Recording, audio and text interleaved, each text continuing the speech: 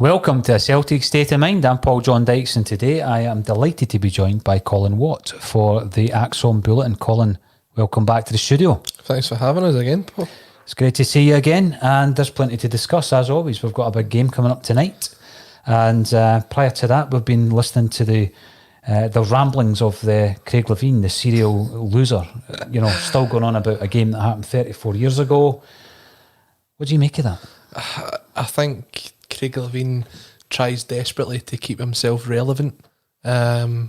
He's been shown to be well out of line with comments he's made previously, and I think when it comes to relevance in football in general, his tactics and his approach to the game's probably very outdated. I mean, we're talking about the same guy here that lined up for Scotland without a striker. Who would do that? Who would go out in an important game without a striker? One of those false nine positions that you were talking about last week.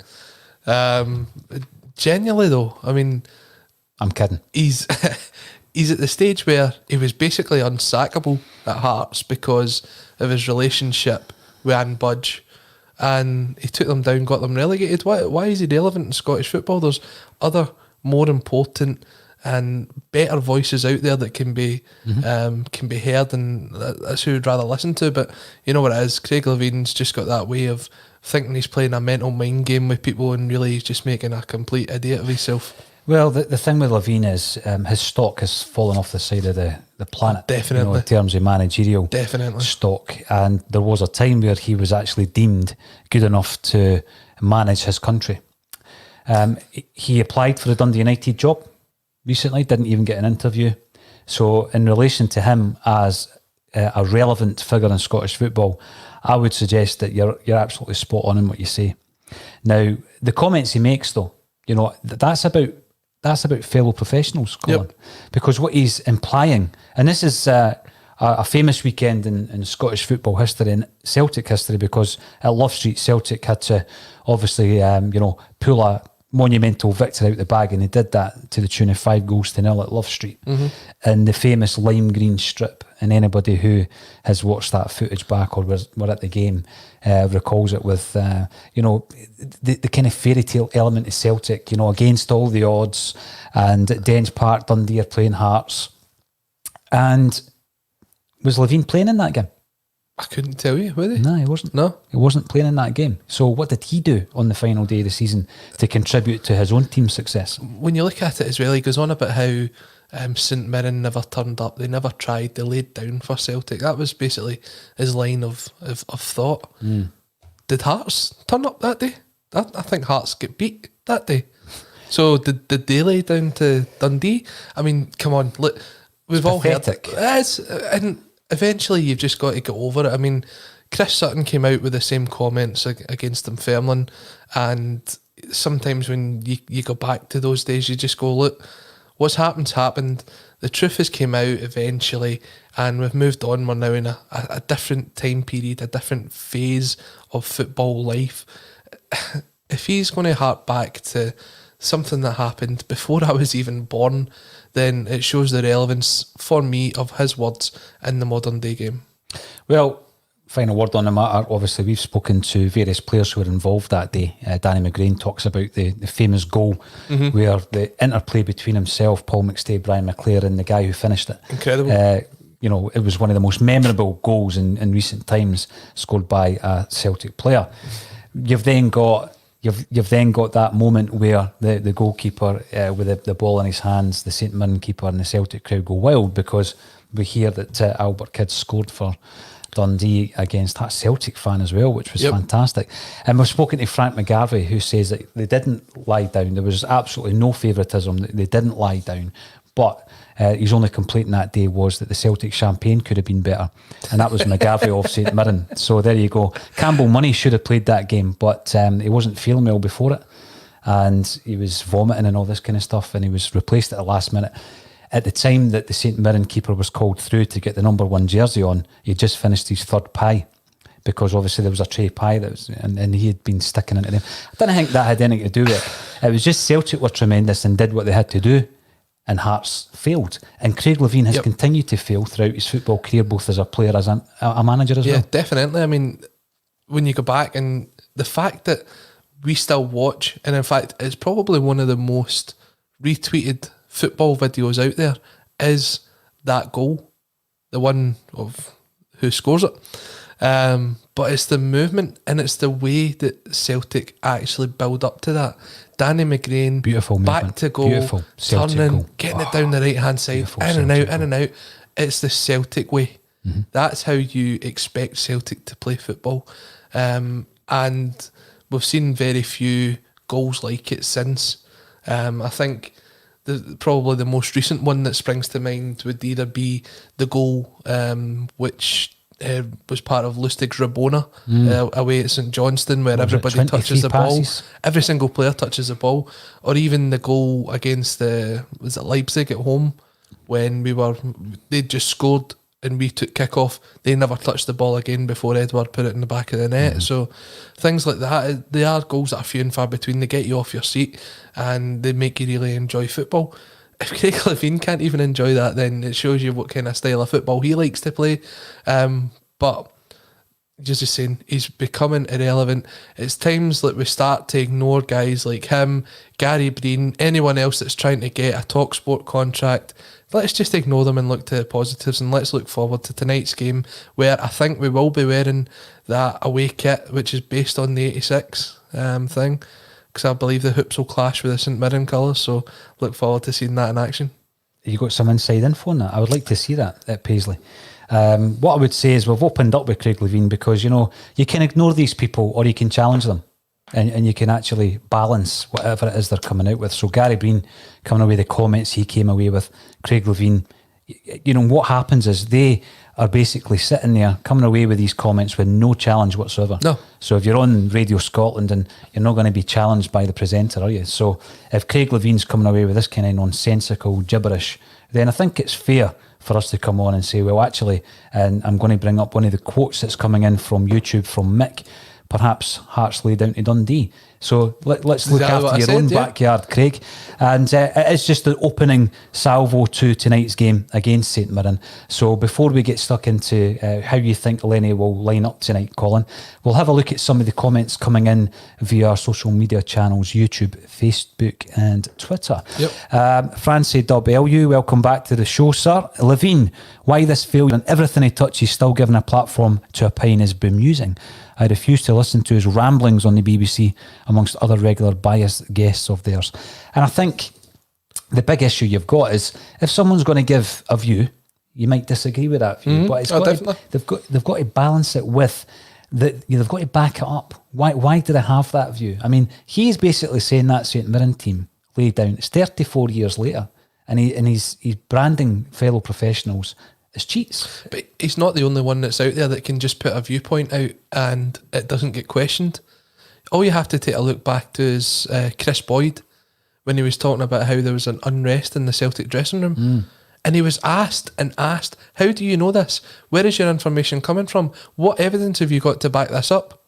And not once could he turn around and say, all he said was, I know. I just know. I know, with that smirk on his face. There's far too many pundits that are out there that just throw stuff into the air and it makes the headlines. They just say stuff. And they've got no substance behind it. I know. Absolutely none. Absolutely. There's so many guys out there that I don't know why they're pundits within Scottish football. Guys like Chris Boyd, Chris Commons, Alex Ray. There's so many out there that just throw stuff out there, and because they've said it, it's a thing. They play the game, though. They play the game, as do the broadcasters, of creating a discussion that they know will generate clicks. And that's exactly the game they're playing. And it's all, it's ad revenue. So they're trying to generate as many clicks as they possibly can. I remember Ronnie Dyler talking about it. They're desperate for the clicks. And that was back then. And it's getting worse, Colin. And it's getting worse with the demise of print media. So that they're looking for shock jocks. But there's no credibility if you come away with just a shocking headline just to get the clicks. There's no credibility whatsoever. And when you look at it, there's a national radio station that's dedicated to that. Yep. TalkSport is one of the worst radio stations out there because they just come out and they just throw stuff out and say, oh, it's just our opinion, it's not fact. But the way they report it is as if it's fact.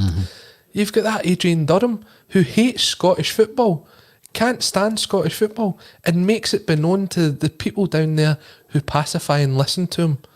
And it gives our game a bad word because of the views of one guy who's never kicked a ball, who's never played football, and has absolutely no relevance in this day and age. And he's got an absolute dreadful knowledge of the Scottish game. When he speaks, you know that he doesn't have a good knowledge of Scottish football. Shocking. Now, one man who does have a good knowledge of Scottish football, and Celtic in particular, is Gary Doonan, who is commenting via Facebook. Love Street 86, what a day. A team full of young players. Judas, 23. McGugan and McStay, 21. McClare, 22. White, 17. Grant, 20. Archdeacon, 20. Derek White, 17. 17 years of age. Now, there was a boy there that, when we move forward a wee bit into the early 90s, Derek White used to get a lot of stick. Mm-hmm. He did get a lot of stick, I remember it. And I felt a bit sorry for him because he was a kid who came through at a very young age, 17 years of age, as Gary quite rightly says there. And we were struggling, actually, under Liam Brady for a centre-half. We were struggling desperately for centre-halves. Mm-hmm. Brady went out, he bought Tony Mowbray for £1 million, Gary Gillespie for £1 million, and we were struggling in that area of the park. Now, Derek White went away and had a decent career down in Middlesbrough and elsewhere. I just felt we sold him too soon. And I think Neely Mockin felt that as well, because he was one of Neely's boys in terms of being a ground staff kid at Celtic Park. He was one of the boys, I think, it was very harsh on him to let him go as soon as he did. And Brady started breaking up the centenary squad, if you like. Mm-hmm. And it took us a long, long time to get our identity back, I think. But Derek White, he's one from that list there that you forget just how young he was. The sunbed kid, the Not The View used to call him. It's incredible when you actually look at that. You're talking about guys that are 22, 21, 20, 17, 18. Seeing nowadays, if somebody's coming in, they're 17, 18, you're not expecting much out of them. I would take a look at maybe someone like Karamoko Dembele, 17, and we're saying the boy's young, we've got to give him a chance, we've got to let him come in, we've got to let him get maybe 10 minutes here, 15 minutes there. That squad was so young. That was just the way it was. Boys became men, and they went onto the field when they put the green and white hoops on. They were competing against guys that were in their late 20s, early 30s. They were playing the man's game. So I think obviously sport and science will tell you that wasn't maybe the best way to do it, but in that era of football, then it certainly worked. And you take a look at what happens as you develop then from the centenary squad to maybe Man United's class of 93 and the way they came through as well.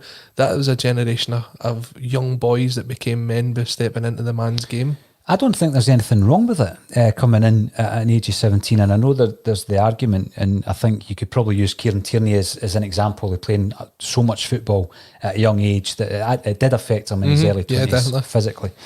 But if you've got a big enough squad, Colin, because back then, yes, we were playing European football, there was less European games. I mean, if you go right back to 67 when we won the European Cup, 9 games to win the European Cup, we play more than that. Season on season. So there's far more games. You look at the amount of games we're going to be playing this season, but it's all about depth of squad. So you can still give young guys the ages of the players that Gary listed there, 17 up to 21, 22. You can still give them 30 games a season and it won't burn them out. So it's all about depth of squad, I think. It's something that I made the point of, I think it was the last time or the time before I was on. I always think at Celtic we should have 3 players that are capable of playing in each position. So when you're thinking about like the left back, it would be ideal to have maybe 2 recognised left backs and someone that can slot in there. The same way maybe at right back you're looking at having 2 recognised right backs and someone else that can slot in there. So if that third person is a youth player, if they're there to sort of bulk up the squad and make the bench here and there, that's where we can blood guys that are like 17, 18, 19, guys like Welsh, who I think's 20, Karamoko Dembele, 17. We've not really done that over the last few years. A lot of guys that have went on and made the bench don't really seem to make it. And the last player that probably came through before Kieran Tierney, I think Kieran Tierney was 17 when he made his debut. He was, yes. The last player that probably came through and done something like that where he made regular appearances is probably Aidan McGeady. And that was 16 when he made his debut at Tynecastle and scored on his debut. Was he as young as 16? I think he was 16, yeah. 16, 17. I thought he was a wee bit older, but I take your point, and I know that Sean Maloney was a teenager when he made his debut. John Kennedy, but unfortunately, it went a bit wrong for John. That's the thing as well. If you look injury. at that game, the Dundee United game, the last game of Kenny Dalglish's reign, all those guys were ages with the squad that you've just mentioned in the St Mirren team. But then who actually made it out of that squad? There's very few of them. John Kennedy, guys like that. But the rest of them all went on to have careers elsewhere, but just not at Celtic. So players like Jimmy Goodwin, wasn't it? And Fotheringham made his debut. He became the youngest ever Celt that day when he was 16. And Henrik Larsson came on as a substitute after recovering from his broken leg, and he had a moustache. And I don't care what you say, Larsson had a moustache that day. Now we'll go back to some more of the comments that are coming through. Gary Doonan via Facebook, any idea of the Ross County PPV figures on Saturday? That's a good point. I was asking this yesterday actually. Do we have any idea of how successful that was for Ross County? I've not seen it. I imagine the figure will come out eventually, because it'll be additional revenue for Ross County that they wouldn't have got normally. We're talking, you get 1,800 tickets for Ross County for Celtic fans to go up there, and they're actually one of the cheapest away tickets. I think it's roughly about £20 to £22 for an away ticket, so you're talking the region of maybe £35,000 to £40,000 regularly from season ticket sales. At £15 a ticket, you're talking for the pay-per-view, if you get sort of 2 to 10,000 say people buying that pay-per-view, that's actually covered the loss of not having Celtic and Rangers at Dingwall for the twice that they would be there a season. So they'll be looking forward to hopefully more games not being on Sky and being able to host the pay-per-view going forward, because I actually think they did a very good job. I don't know about everyone else that was out there. I missed the first 5 minutes.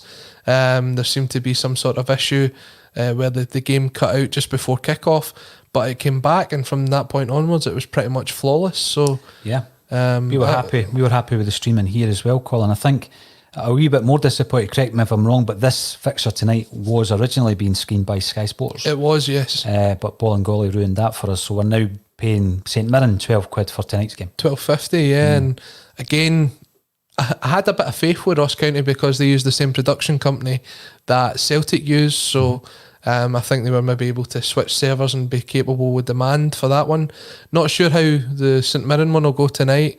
Again, a wee bit cheaper, £12.50, but over the last 3 or 4 days it's nearly £30 to watch Celtic, which is almost like a monthly Sky Sports subscription. So it's a lot of money for fans to be shelling out.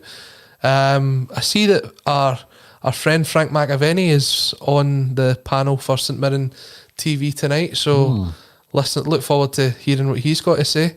And I think it's Danny Lennon actually is in there as well. Is it? After his appearance on a Celtic State of Mind So, the other week? You know, come on Celtic State of Mind, you get a gig elsewhere.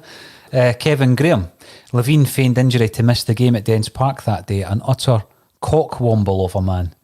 Is that one of the words where you just take 2 words, sit them together and claim it as a word? I think it's one of them ones where you're trying to shout something at someone that just, you're up. And that's it, cockwomble. All right. If anyone can tell me the definition of that, I think I can guess. Ben515 via YouTube. Great news. Tom Roderick still in Neil's plans. Now, the reason I'm bringing this point up from Ben is that we have been speaking a fair bit about some players who are really out on the periphery of the first team for various reasons. One being Tom Roderick, another being Lee Griffiths. And my point yesterday, my argument was that I would much rather at this stage of the game have Tommy Roderick and Lee Griffiths as part of that first team squad, Colin, on the bench, maybe instead of the aforementioned Welsh and perhaps Sorrow, but simply because I don't know enough about Sorrow. I know what Roderick can do and I know what Griffiths can do. Some of the tweets that came through was, you're basing this on Roderick of 3 years ago. Well, I don't think he's become a bad player overnight. I just think there's been some injury problems. He's not played enough games, and I would like to see him, coming back into the fold. Lennon did get asked about Roderick and Griffiths the other day, and it was positive. So what's your thoughts? Do you think they'll be coming back? Well, it looks if by looking at the training that they will be coming back. Griffiths and Roderick seem to have made their way back into first team training, which is positive. I see the point being made about Roderick. Roderick's really not had that bit of form in a while, but he has had a lot of injury concerns, and the person I would kind of compare him to is James Forrest. Now, James Forrest was and probably some people still don't want him in the side, but for a long time, under Ronnie Dyler, it looked as if James Forrest was going to be leaving the club, and his performances were distinctly average at times. It looked as if his contract was going to run out, but then he got a new lease of life under Brendan Rodgers, and over the last 3 seasons, he scored nearly 60 goals and about the same in assists. So there is time for Tom Rogic to turn his Celtic career around. I think him as a player, he's got incredible skill, talent. I think, I can't remember who said it, but he could keep a beach ball off somebody in a phone box. He is a fantastic player. He just hasn't been able to keep his sort of stamina and fitness level up. I like the idea that you had the other day about him choosing his club over his country. I think that he's still got that option whilst he's at Celtic, and maybe if he was to move to another team, then he could always go back to his country. Players have done that before. Henrik Larsson retired and unretired for Sweden several times. But I think whilst you're playing in Scotland and you're making that, was it close to 13,000 mile journey out to Australia to play games, it's not going to be good for you. So delighted to see them back in the squad. Hopefully they'll be in and around the team for Saturday's game against Livingston, and if they get the odd 10-15 minutes here and there, it'll build their fitness back up. And as we say, we go into the season, we need as big a squad as possible, 3 players in each position. That's exactly what you're wanting. You're wanting guys with international pedigree coming back into the squad. Well, it was a selfish comment from a Celtic perspective, Colin, whereby I did say that I would much rather he retired from international football. I mean, international football doesn't mean much to me. No. In terms of Scotland, it doesn't. People might criticise me for that. I'm all about Celtic. And, over the last 22 years of failure in terms of the Scottish national team, my interest in that international football has diminished to the point where I have very little interest in it at all. In fact, when international games come along, it's just a nuisance for me. It's funny that you say that. I mean, we just spoke about Craig Levein. I think he ruined a lot of people's enjoyment of watching Scotland when he went up and started playing games without a striker. We are, as a country, we're a negative team. We play one guy up front and we're pretty much a counter-attacking side. We don't really control games, and it's boring to watch, and I can understand why a lot of people fall out of love with watching the Scottish national team. But you miss guys like James McFadden. I mean, there's a guy that could have made it at Celtic, didn't, and went on to have a great career down south as well, and he was a stalwart for his country. There's not a guy like that in the Scotland team at the minute. They don't play that way, and they don't allow the most attacking and creative players to show what they can do. So I'm with you. When it comes round to international break, I'm just thinking, when's the next Celtic game, because I'm bored already. I know. And I actually do think we do have enough talented individuals, but we don't utilise them the way that we should, Colin. And as I say, Tommy Rogic, retire from your international football. Lee Griffiths retired from social media, even though he did tune into the broadcast the other day via Twitter or Periscope. So if you're watching, Lee, I hope all is well, and I'm looking forward to you getting back into that Celtic side. Now, St Mirren tonight, how do you see Neil Lennon lining up for that? We were talking about getting a consistency of team selection, but on the flip side, the rotation of the squad is very important as well, Colin. You need to try and get minutes in a lot of players' legs. Yeah, definitely. I think he'll stick with the 3-5-2 formation again.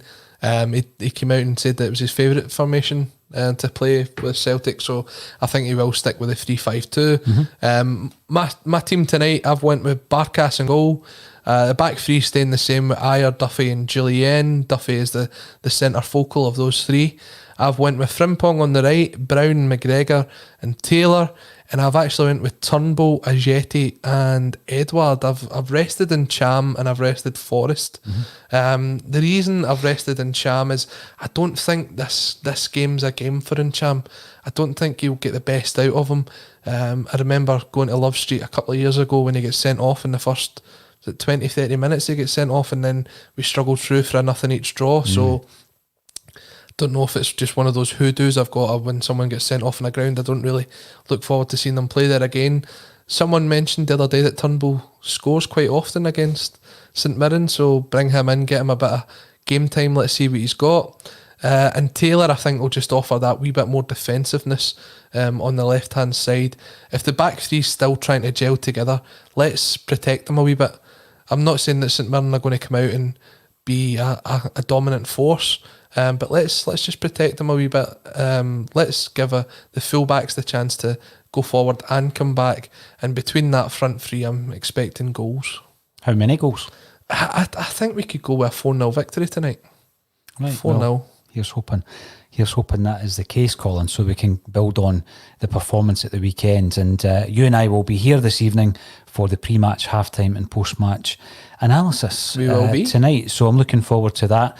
And when we're looking at the famous Love Street 86, one of the most important factors in that was Albert Kidd, who I believe now lives in Australia. Oh, all right. And on the subject of Australia, I want to give a big shout out to Thomas Dunn, who is from Airlie Beach, which sounds lovely. It does. Anywhere with beach in the name sounds lovely, doesn't it? And I'm reliably informed that Thomas is the biggest Tim in Australia. So if you're listening in, Thomas, like Lee Griffiths might be listening in, I hope you're enjoying the show. Stay in touch and drop us a message as well. It's great to hear that you're listening in from Australia. And when coronavirus is over, if you want us to come over and do a live show from yours, we'll more than happily make the journey. You know, bizarrely enough, there was a couple of Australian dates in the old tour book before coronavirus hit. Wow. But since it's hit, I've kind of become a homebird, so I don't think I'll be doing many gigs, many live events. I'll just stay in the studio and broadcast from here. Now, another thing, we've spoken about Tommy Rogic, and some of the players that you've mentioned who will be playing tonight have benefited from loan deals. I mean, Tommy Rogic went back to Australia, didn't he, to get some games, because he wanted to be in the World Cup squad. One of our current loanees, and I know you kept an eye on him last season, Colin, all the loanees who were out from Celtic Park, last night was getting some tremendous accolades on Twitter from the Gillingham fans, and that was Scott Robertson, who was a standout last night, played very, very well. 19 years of age, and they were playing Coventry City in the English League Cup. What do they call it these days? The Carabao Cup? Carabao Cup, yeah. And as I say, I've seen these Twitter comments coming through. They're very impressed with the young Celtic player who we did see playing for the first team last season. It's a good education for a lot of players to go out, and the ones I've mentioned previously being, Callum McGregor, Chris Ayer, and I was going to say Terry Christie, but that's not. It's Ryan. Ryan Christie, who went out and they got that experience. They came back far stronger, and they had progressed. There's loads of players who go out and loan and they disappear into the ether and you never hear from them again in terms of Celtic. Do you think that Robertson could be the next in line to go out, get 20, 30 games, come back a stronger player? I mean, it's certainly, as you say, it's a good opportunity for him, and it does sound as if he's making the most of it, which is great. When he came into the squad, he wasn't one that I'd heard a lot about. It was Cluj was his first game, I believe, and you were at that game in Cluj. I mentioned that. And he played really well, and any time he's really made a wee appearance here or there, he's been okay. I think he was still struggling to get up to speed in pre-season, so this loan spell will obviously do him wonders. You spoke about Callum McGregor. Callum McGregor was on fire for Notts County. I think he had the loan deal extended. It was only a 6-month deal, and then it became the full season. He won their Player of the Year. I think he was their top goal scorer as well, with maybe 13 or 14 goals. So if Robertson goes on and makes that impression, then he does leave Lennon the choice of what is he to do with him next. I mean, it was through injury, I believe, that Callum McGregor made his debut away in Iceland when he scored. Yeah. So we're talking about perhaps this is the final season for Brown. It could be the final season for other guys as well that might want to move on with their careers as we rebuild, hopefully after 10 in a row. So if you go out there this season, no matter who you are, and you make an impression, then you're giving the gaffer a chance to play you next season when it could be a complete different squad we're looking at. When I look at some of the players who went out and I thought they would come back and have a career at Celtic, Liam Henderson was one of the players. Now, I think back to when Neil Lennon introduced him to the first team, Colin, and he was highly rated by Neil Lennon, I believe. And he went out there, and I think he had a couple of really good spells elsewhere. But that turned into a permanent transfer, which was unfortunate, I felt, for Liam Henderson at the time. I just hope that players like Scott Robertson, who have undoubted talent, are able to come back, because I mean, you know, it was quite sad when Daniel Church left last week or the week before after 13 years at the club. And I'm not just talking about the investment we've put in the player, but the player's put 13 years in his development within Celtic Football Club, and for it to come to nothing for Celtic is always a disappointment for me. So I hope Scott Robertson comes back as a Celtic player. And what I would hate to see is that for Robertson to become one of these forgotten men, and there are a few which we're going to speak about in a second or two, but something's caught my eye here. This is Stephen Forbes on YouTube, off topic. But what is this a state of mind diet Paul John alludes to now and then? This is essential knowledge to feel part of the Axom in crowd. Well, what we try to do is make sure there is no in crowd, because you know there are some sites out there who might have an in crowd, but we're all about inclusion. We want everybody to get involved with Axom. But the Axom diet, I don't know, maybe speak about it in a separate podcast. But it does work, I would say that. Forgotten men. Let's start off with Karamoko Dembele. 13 years of age. He makes his debut slightly controversially for the development team. I don't think Brendan Rodgers was aware of it. I don't think he was very happy that he made his debut. There was a tug of war between Scotland and England. You know, the amount of kind of hype around that player at that age was actually quite dangerous, I felt. He then makes his debut at 16. He's the youngest ever Celtic European player. Played against Cluj over in Romania, actually. Were you at that game? So Dembele, there's now been suggestions, obviously, started off the season on the bench, Colin. He's now no longer there. Suggestions that he's looking for a move. Is he going to become one of these forgotten men at Celtic Park? I mean, that's the worry, isn't it? And from the clips that you see, I know YouTube can make even some of the worst players look really good. But the clips that you do see in the times that he has played, he has looked impressive, and we are always crying out for the next player to come through and to make their name at Celtic, and he was almost a stickler to be that person. We speak about forgotten men. He is potentially going to be one of those if he doesn't. This is difficult to say because we've never played the game, we've never been there, but it sounds as though there's an attitude issue there with Karamoko, where he's been given, as you say, a lot of things at such a young age, and he expects to be at a high level throughout his career. We look at guys like Islam Feruz. That's exactly what happened there. It was almost so much so soon, and too much too young. When it came to it, I think Islam's playing Sunday League football or something like that now, so we don't want that for someone like Karamoko Dembele. He does have the potential to go really far in the game.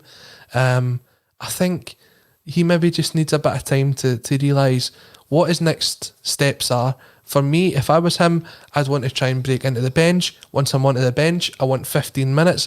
Once I've got 15 minutes, I want more. I want to try and push James Forrest for a starting position. So I really hope that he does come through, because it would be a complete waste of someone, as you said, someone like Daniel Church. We spent 13 years on, we let him go. Karamoko Dembele could unfortunately be the same. And there's lots of guys like that out there, even guys that were signed, like, I mean, Kundai Benyu. There's someone that we brought in, that Brendan Rodgers brought in. Can he play left back? I think he's struggling to play left back on the bench for some conference team at the minute. I think he's down at Aldershot, but I actually struggled to find where he was, because I don't think he's officially part of any squad at the moment. Is he on trial down there? I think he's on trial at Aldershot Town. Now, when he's played in Europe for Celtic. He's quite highly thought of down south. It was one of those sort of, he's made a good move, he'll develop well. I just hope that there is a future for guys like that, because we've signed guys over the last few years. Lee O'Connor, Jeremy Frimpong, Toby, I can't pronounce his surname, the goalkeeper from Spurs. Afolabi, yeah, guys like that. You want there to be a way that they can progress into the first team. And if they do, the route that Scott Robertson's done, and they go out on loan and make an impression, then hopefully there's a way in there. And maybe that's the best thing for Karamoko at the minute, is if he wants game time, get him on a new deal and get him out on loan.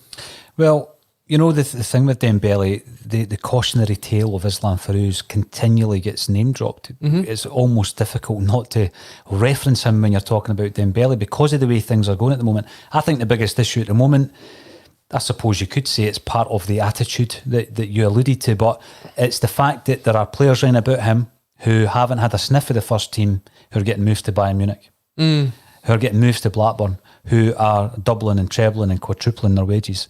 Now, when you look at the comparison in earnings of Aaron Hickey going to Bologna against what he was offered at Celtic, it is vast. I mean, it's not just doubling his wages, it's far more than that. That speaks volumes, Colin. And at that age, there are players who are chasing the dollar. Now, the issue that I've got with that is there's an agent in their ear telling them to go and do that. Now, what might happen, all the players that we've mentioned, the two kids that have gone to Bayern Munich, the one to Blackburn, Aaron Hickey, who wasn't a Celtic player, I know he was at the club previously, who's gone to Bologna. Let's look at them at the age of 23, 24 and see how much first team football they're going to have. It really is a balancing act between wages against actual development as a first team footballer. You take a look at Ryan Gauld. Ryan Gauld was the Scottish Messi. That was the way that they were portraying him within the media. And it's taken him to now, really. I think he's he must be about 25, 26. He must be about ages with myself. He's ancient, 24 or something. But it's taken him till now to actually prove himself out there. I think he was Player of the Year in the Portuguese second division. There's a lot of Scottish talent out there. Guys like Cameron Harper. Jack Harper. Cameron Harper's the Celtic player. Who I believe is a talented guy as well. Yeah, but there is a lot of youth talent out there, but if they don't take the opportunity of playing some first team football, we'll probably never really know how good they could have been. The thing you mentioned on Aaron Hickey, right, and you mentioned about how he was offered whatever he was offered at Bologna. Celtic probably could have matched that, but they'll only match that if they believe that he's going to play week in and week out. And at the minute, he's probably not going to. He's not at that stage of his development yet. So it's not that we're probably outpriced for him. It's just that our concentration's on building a squad for this season. What you would ask on the Hickey, because the left back is still a talking point at Celtic. So on the Aaron Hickey point that you make there, Colin, he would be getting paid in the top bracket of Celtic players if we matched what Bologna were offering him. For an 18-year-old who would be the second choice to Greg Taylor as a left back, which is a position we're currently not utilising with three at the back. And yes, I know that you can put a player up to the left wing back role. There's no way Celtic would match that. No way. No. Because you're looking to bring in players of a higher calibre for that kind of level of investment in terms of the wages than Aaron Hickey. No disrespect to him, he's an 18-year-old second choice left back at Celtic. Had we bought him? Yeah.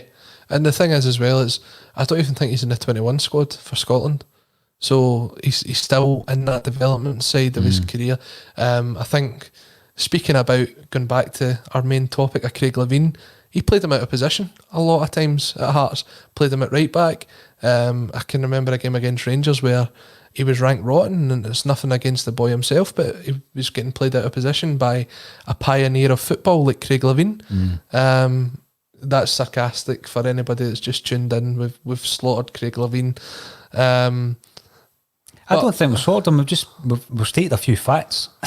He's never won anything as a player or as a manager. No, and that's his just factual.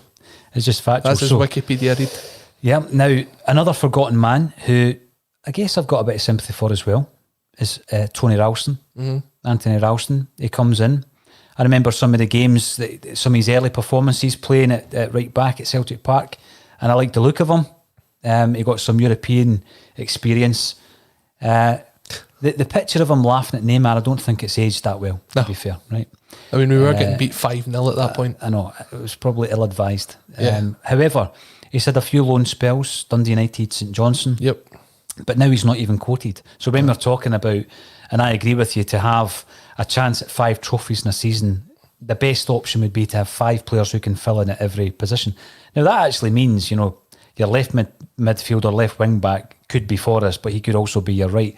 Exactly. You we're don't not have to talking have about 3 teams. different players. We're just Exactly. talking about positions. But Rowelson doesn't even get a look in when we're talking about right backs. I mean, are we at that stage now, Colin, where Rowston's been phased out of the team entirely? I think so. Rowston's 21, so it's not as if he's Still young. Yeah, he's still quite young. I mean, with the think of that PSG game, but I think he was only 18 maybe when he played that game. It wasn't as if he was overly old. And by all accounts, as you said, I did keep an eye on the loan players last season, and St Johnstone was a good fit for him.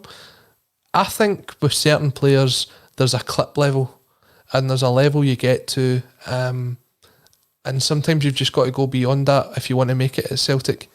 And I don't know if Ralston's got the ability to go beyond that clip level. You see it quite a few times with guys that we sign. Gary Mackay-Stevens, great at Dundee United, just couldn't quite make that step up. Niall McGinn, fantastic player for Aberdeen, couldn't quite make that step up.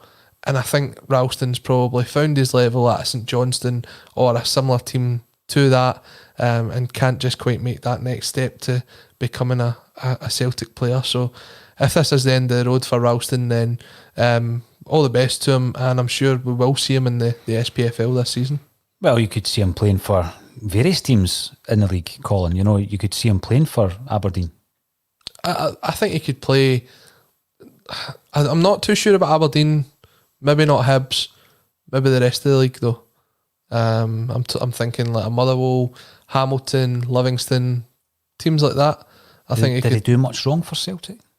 This isn't me saying he should be in the team, because I don't think he should at this current moment in time. But I do feel for Rowson, he came through and his development was ticking along nicely, and then all of a sudden we loaned him out to Dundee United.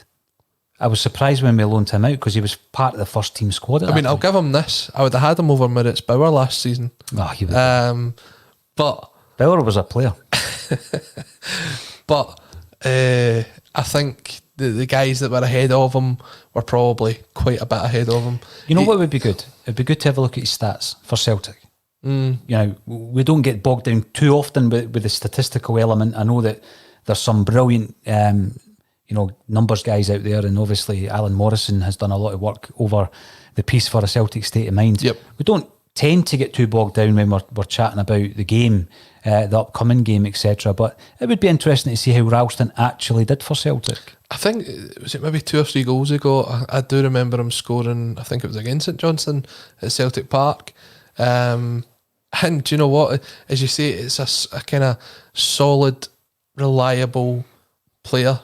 But there was limits. When we're pushing, as you're saying, for 5 trophies, when we're trying to compete in Europe, you're wanting someone with a bit more of a kind of football brain about him than Ralston. I think Ralston was just a big lump of a boy that you could put in at right back and he'd done a job.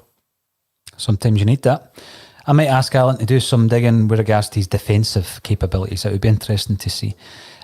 Brilliant point by Lawrence Z. Reid, who, excuse me, is talking about, excuse me, Chris Sutton was ridiculed for his comments. He was, yep. Right? But Levein continues to be given a voice. That's a good point. Sutton was ridiculed, but let's put Levein on a national radio show and allow him to doubt his fellow professionals' credibility and honesty. I go back to what I said about Chris Boyd. He was on Sky Sports when he turned round and says, "There's something wrong in the Celtic dressing room. I know it as a fact." And he was never questioned on it. I know. I think it was Hayley McQueen and Chris Commons there, and they just nod along.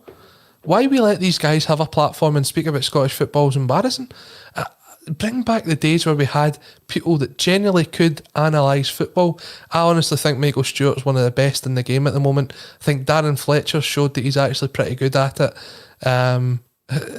If we're going to improve the standard of Scottish football, let's also improve the pundits and the people that are analysing the game as well. Well, I'm sure there's plenty decent, balanced. All you're asking for is balance. You know, if you just say stuff like what you're alluding to with Chris Boyd, I mean, I've seen some of the memes now. You know, the best of us have appeared in memes, Colin. But I've seen some cracking memes of Boyd, and you think, how does he get away with that? But I tell you what, right? So let's take a look at someone who sometimes can't be balanced, right? Stephen Thompson, when he's on Sports Scene, he can make a very good point. Now, he has got that allegiance to St Mirren, he's got that allegiance to Rangers, but at the end of the day, he's probably a lot more balanced than guys like Chris Boyd, guys like Alec Ray, and these are the guys that seem to have the platform. And I don't know, Chris Boyd was allowed to do that whilst he was still a footballer as well. I know. Which really irked me. The fact that he could go and play on a Saturday and then on a Sunday he could criticise a player, yeah. Exactly. That was bonkers. I know. I thought Thompson was better when he first came in. There was a freshness about him and an honesty, which in time, has kind of probably been coached out of him. But I still think Michael Stewart's good. Yeah, personally. I really like Michael Stewart. Yeah, definitely. Now, Gary Doonan makes a point, and I know Gary's got a great knowledge of youth football around Celtic and Scottish football. Rowelson, 16 years of age, on loan at Queen's Park, was more thought of than Andy Robertson's time there. That's an interesting point. It's easy to write players off, and I'm not getting at you, Colin, because we're all guilty of it. And I think, in many ways, I sometimes have a joke about where is Kundai Benyu, because I mean, twice he's been mentioned. It was an unusual signing in the first place, but then before you knew it, he's playing in Europe for the first team, and he just disappeared. But I just think with Rowelson, he's obviously a player that we have nurtured over a period of time.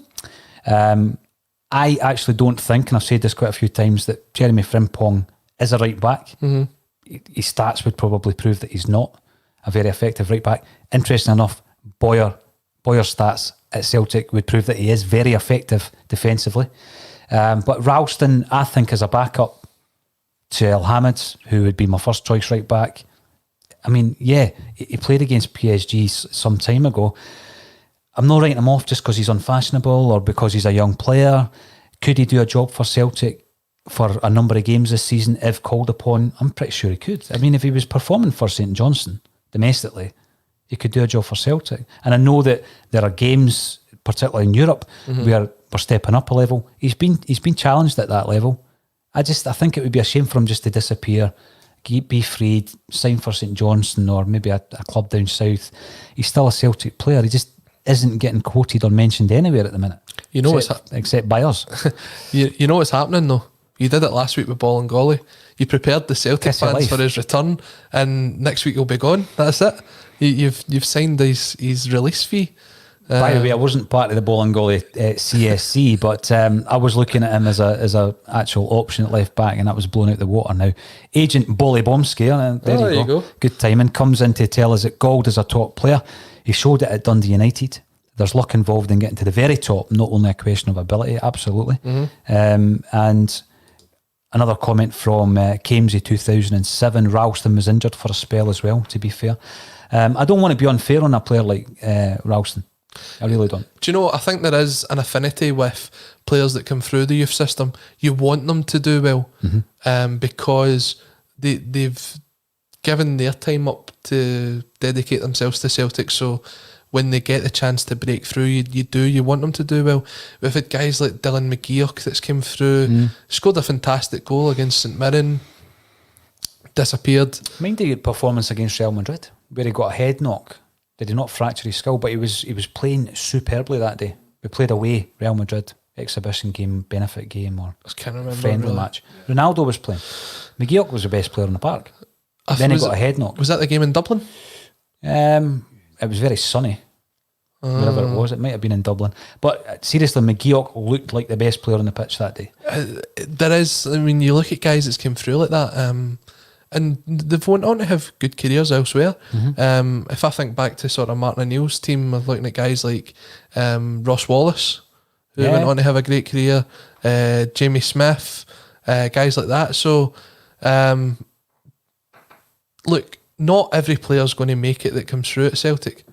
If they get 5 or 6 first team appearances a season, and they offer something to the squad, that's great. We'll have these guys around.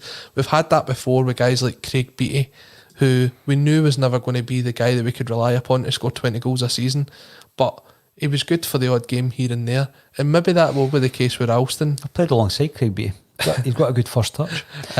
Stevie Mullen has informed us that, and reminded us actually, that the Madrid game was in America. We played them in the States. It's been a long time since we've been out there, hasn't it? But I do remember McGeoch standing out that day, and it was a terrible head knock that he got. I think he was stretchered off.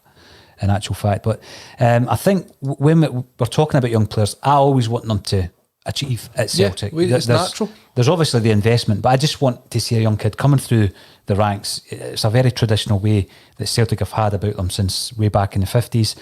I think it's important in respect of when you look at the team that we've got now, you look at every successful Celtic side, there is a hardcore, be that 2 or 3 players like just now, who have come through the Celtic ranks and they know the club inside out. And I think to have that within the fabric of any Celtic side is important.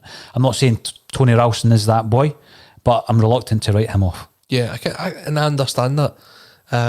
For me, my concentration and my viewpoint is kind of tailored towards what's best for the team, and if there's an option out there to bring someone in who could do a better job than Ralston, I'd rather see that. But he has played under Neil Lennon though, hasn't he? He did play last season under Lenny, if I remember right. I wouldn't have played last season, Ralston, unless it was very early on. Doors. I would need to check that. But he has played. The question would be, does Neil Lennon fancy him? Because I know that he played games under. I don't think he went to France. I don't think he went to Loughborough. Right. So he did play against Hibs. So the second game of the pre-season test games at Celtic Park. He played that game, played the whole 90 minutes, and then disappeared again. So I don't know. There doesn't even seem to be any sort of rumours of him going elsewhere either. I don't know if he's training with the first team squad, if he's training with the reserves, or what's happening. But I feel as we get closer and closer to the end of the window, he might be one of them ones you just see randomly appearing that he disappears out on loan somewhere. Yeah, I don't want to give players a kiss of death. Everybody I speak to ends up getting sold. So that's it. Who's next? Tony will not be happy Benny. with me. Well, talking about players being sold, and obviously Bolingoli was one of them, that swiftly followed the departure of young Daniel Church. We've only got one left back. Yep. So there's been quite a number of players who have been connected to a transfer to Celtic, reportedly. Some of whom are not out and out left backs. So what's your thoughts at the moment on the speculation, Colin? It was interesting to hear Neil Lennon's actually come out in the pre-match conference yesterday and say that the position's available and that it's somewhere that they are concentrating on. It tends to be once you do that, the target starts to appear, and within maybe about a week or so we have them signed up. Looks as if we're going back in with a third bid for the boy from Charlton, Alfie Doughty or Daughtry. Apologies if I've got that wrong. 800 grand. There's going to be a bit of issue there with Charlton at the minute undergoing their takeover bid. Thomas Sandgaard, I believe, is trying to buy over the club, and it's a bit of a who owns the club, who's buying the club, a bit of a legal wrangle at the moment. So we might not get the news back that we want on this boy.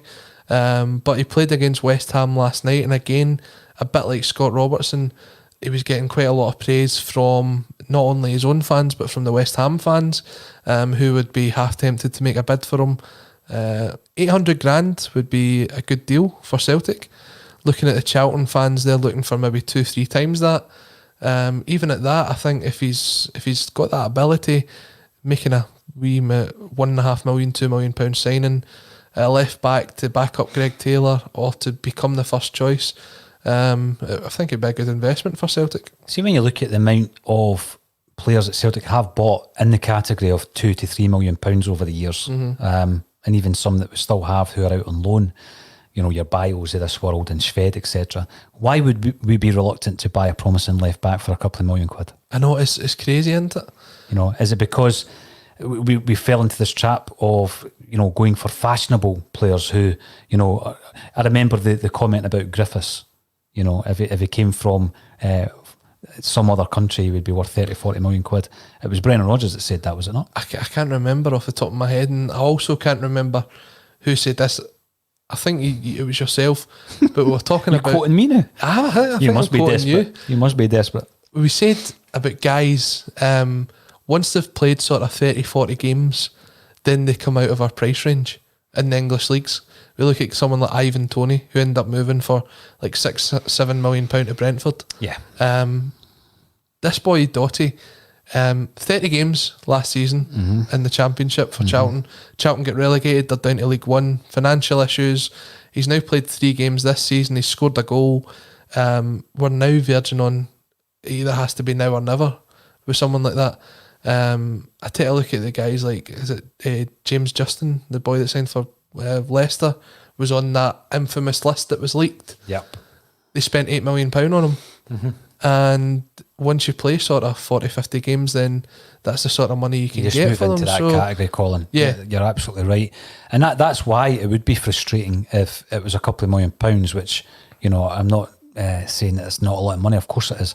But in terms of the money Celtic have been shelling out for player after player in the years, generally for, attacking players from clubs all over the world, a couple of £1 million for a guy like that, if that's how much it takes, get him in, because we definitely are short in the left back area as well. Now, remind me, your St Mirren team for tonight against St Mirren, Scott Brown was in it. Yes. But you are looking at some of the kind of disciplinary situations and the fact that he's on a couple of bookings. Yeah, I mean, Scott Brown he's an easy target, I think, for referees in Scotland. And unfortunately, he's only 2 yellows away from being suspended already this season. Now, we've got a lot of games coming thick and fast. We're basically playing 3 games a week as it stands, with 2 league games and a Europa League game fit into 7 days. We're also very, very closely approaching the first Glasgow derby of the season. And as much as I've said that I think Scott Brown needs to be phased out of the team this season, I also don't think that he can't not play that game. A Celtic Rangers game, Scott Brown, I want him leading that team out the tunnel. Now, I don't know if you play it tactically and you try and get the yellow cards over and done with beforehand, or it takes a bit out of his game because he knows that's on his mind. But if that's the case and we're kind of walking that tightrope with him, maybe games like tonight he doesn't need to play. Maybe that's a game for an Encham or a Sorrow or a Turnbull to come in and replace him. I know there's probably quite a few people out there that would like to see what Luca Connell can do. So he's been mentioned, but again, it's difficult because none of us have seen a lot of him for Celtic. We've all seen him on a couple of occasions, and that's been it. But I'd hate to go into that game on October 17th and Scott Brown's not the player leading the team out the tunnel. And if it comes down to the fact that, I mean, some of the bookings he's picked up this season just been because he's still getting up to speed with the game. I agree with you. I thought he had a better game on Saturday, but some of the games we've seen him play this season already, he's always been that kind of yard off. I think the 2-week international break helped him. So, again, I'd be really gutted if it came to October 17th and he wasn't the guy leading us out the tunnel. Well, here's hoping that's not the case. Now, remind us of your prediction for tonight's game, Colin. I'm going to go with Celtic to win 4-0, and a Yeti will score at some point. You're hearing from a very confident Colin Watt. We'll be back with you this evening for the pre-match, half-time and post-match analysis as well. Thanks to everybody for getting involved via YouTube, Facebook and Twitter. You can subscribe to us on YouTube. It's free of charge. And we will produce content more so live than anything else on a daily basis. So thank you all for joining us, and thank you to you, Colin, for joining me once again on A Celtic State of Mind. Take care, guys, and we'll see you tonight.